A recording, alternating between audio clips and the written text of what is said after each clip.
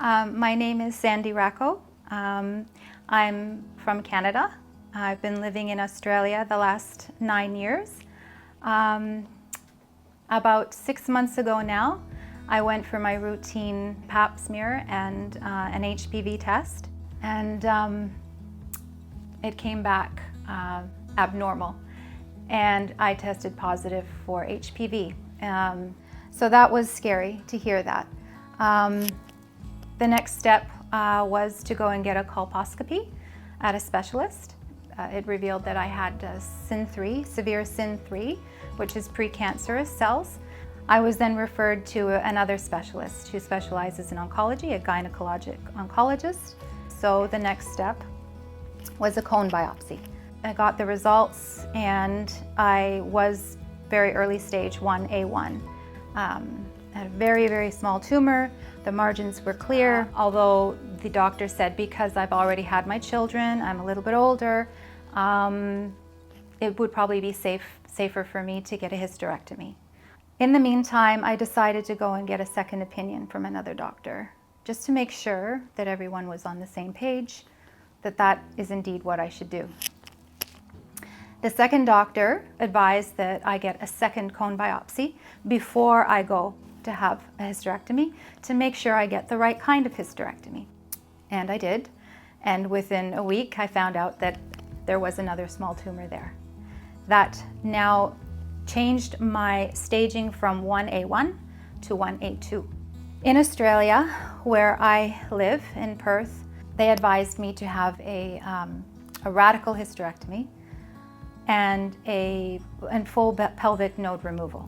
And they wanted me to have it done abdominally, not laparoscopically, not minimally invasive.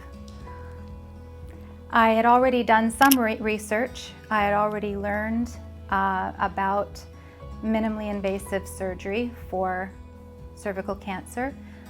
There were trials done, specifically the LACC trial, LACC trial.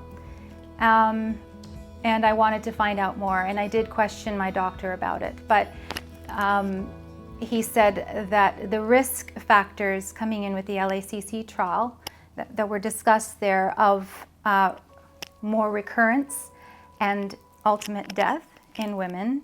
So when I was doing my research, I came across a YouTube video by Dr. Lucas Menig, which he did in English, which is wonderful. It was very easy for me to understand what he was saying, and I thought, I need to speak with this doctor.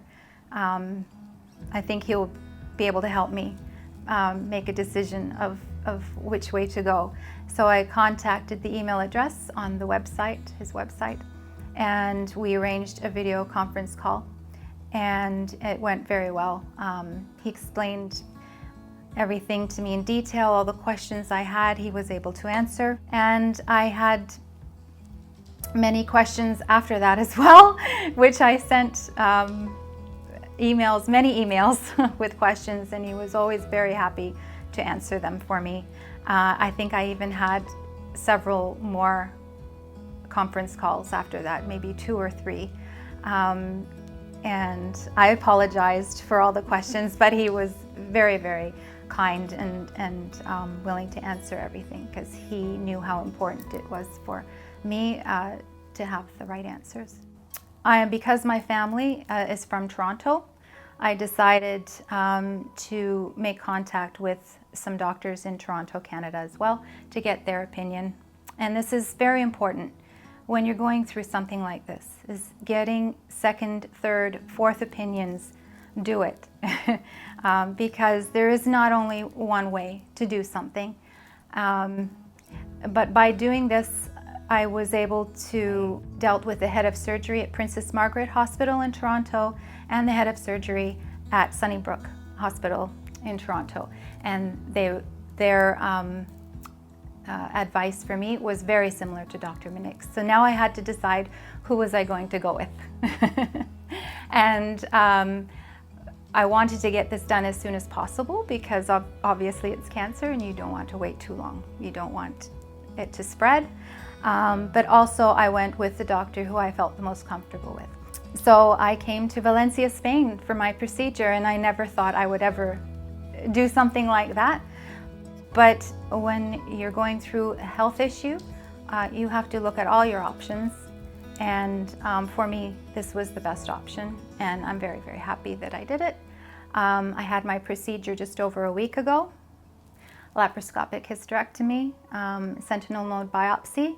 My biopsy came back clear. I don't have any cancer in the cervix. I'm shocked that after one day, or really the same day, that I can get up out of bed and walk and go to the washroom by myself and have a shower by myself and do all the normal things. I came to a different country, and have been able to walk through the city and do shopping and go to restaurants and climb a castle within a few days of my surgery. Probably did a little bit too much, but I was able to do it. And so it's really a miracle that you're able to get this type of surgery with those type of results. My recommendation for women going through this type of situation: don't be afraid to get a second opinion and a third or a fourth opinion. The doctors where you live may not have all the answers for you. They might not have the best procedure offered to you, as it wasn't to me. Seek out doctors in areas of the world where they are more advanced, where they have more experience, and they have done this type of procedure more often. And you will likely come across doctors like I have who are able to perform it in a less invasive way with quicker recovery. You'll be on your feet the next day instead of weeks later if it's not necessary, of course. If you're told that you might have cancer, or if you're told that you do have cancer, it doesn't mean that necessarily you're going to die, okay? There's so many treatments available now, and we've come so far, in this world to take care of these things. And it was a shock for me, and as it would be for most women, but you'll be okay. You find a good doctor, and they'll take you through the steps, and it'll be okay.